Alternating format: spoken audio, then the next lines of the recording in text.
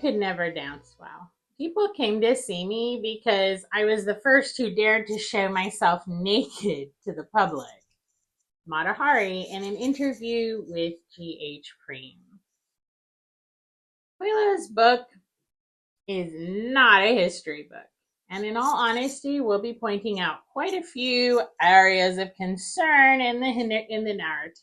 But historical fiction carries an important place in the study of history, as long as it's good historical fiction. Dry tomes full of dates and obscure names are excellent ways to keep facts straight. But what they do not do is relay the feeling of history. They're facts. They aren't stories. And the human mind needs stories to truly understand. Today, we'll be going over pages 47 to 68. And as we say every season, there will be spoilers. We're discussing a book as if we have all read it together, and it's about a historic event that is well known. My not unreasonable assumption is that everybody knows which planet the apes are actually ruling in the Mata Hari story. The majority of Coelho's book is written in the form of a last letter by Mata Hari before her execution, and today's reading is still all her. She was a woman of her time, although definitely not a woman who subscribed to the mandated female behaviors of her time. And so it's important to place her both in historic events and context, as well as within her own psychology. I have to say, this letter format really does this well. In this book, she's already Mata Hari, and the French consul she's seduced into giving her a visa also gave her an introduction to the owner of a museum of Oriental objects in Paris. She arrived during the World's Fair, and while out ogling the sights, just happened to run into Monsieur Guimet, the very man for whom she had an introduction. From there, it's a short jaunt to a sexual relationship and her first performance at the museum in front of more than 300 people. Her performance was a triumph. Later, Mata Hari meets Guimet's wife, who surprises her with upper crust kindness and a dismissal of the bedroom activities she knew were taking place between her husband and the dancer. In fact, Madame Guimet orchestrated the meeting with Mata Hari in order to give her advice about men and life, namely, 1, never fall in love, and 2, things in life may be simple, but life itself is complicated. It's good advice, whether actually given or no. Mata Hari closes out this chapter with a very apropos quote. When we don't know where life is taking us, we're never lost. It's truthy, but there were some big differences in reality. But it is sure by the end of this week's reading, in real life as well as fiction, Greta was fully Mata Hari.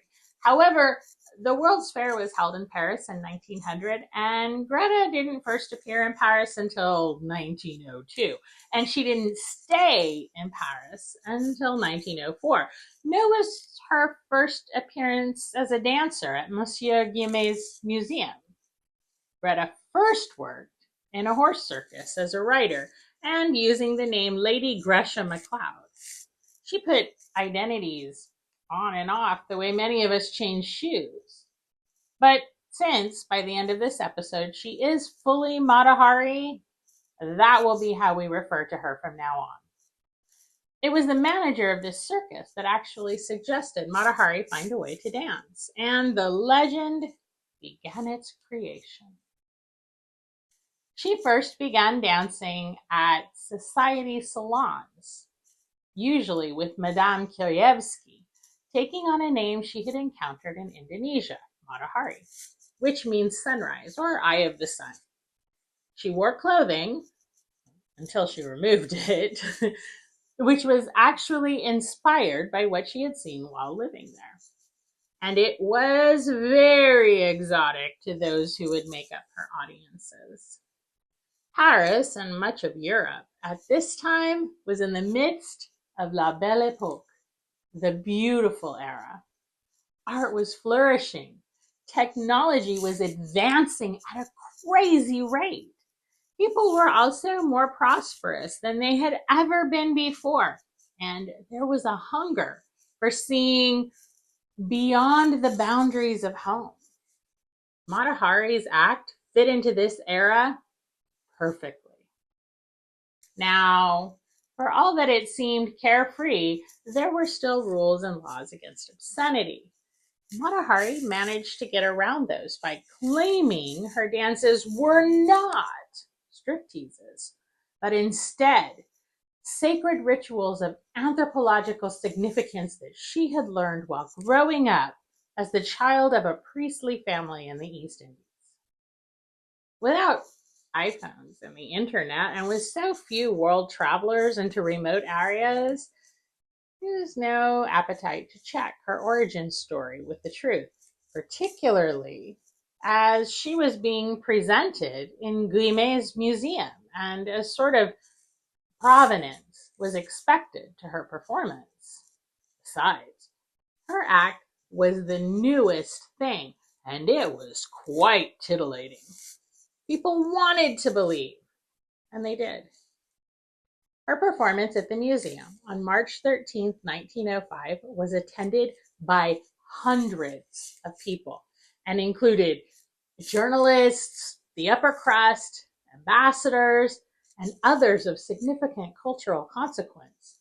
The museum itself was lit by candles and decorated like a temple with an enormous Hindu statue as the centerpiece.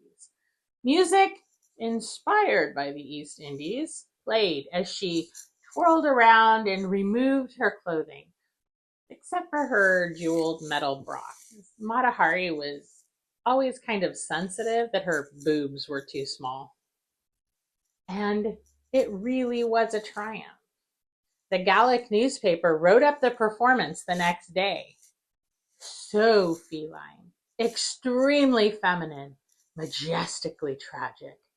The thousand curves and movements of her body trembling in 1,000 rhythms, far from the conventional entrechats of our fellow dancers. Mata Hari was tall, 5'9", which meant she towered over even many men of the time. And in direct defiance of the stereotypical appearance of the Dutch, she was quite dark of hair and eyes and had olive skin. And she did create costumes that looked, to those who had never been to Indonesia, like something that would be worn in a Hindu temple. Plus, she was getting naked. Educationally sanctioned nudity of a beautiful and exotic looking woman. In La Belle Époque, it was a recipe for a runaway success. Mata Hari loved every minute of it. Everyone, absolutely everyone, had the opportunity to see a beautiful naked woman without the slightest twinge of shame. Mata Hari wrote in her fictional letter. Describe the situation precisely. And this is where we'll pick up the next bit of reading for Paulo Coelho's book, The Spy, about the life and death of the infamous Mata Hari. Next week's discussion will be about pages 69 to 96 of the book. And as a reminder, there will be spoilers as we discuss. See you next week in Mata Hari's theaters. What to do?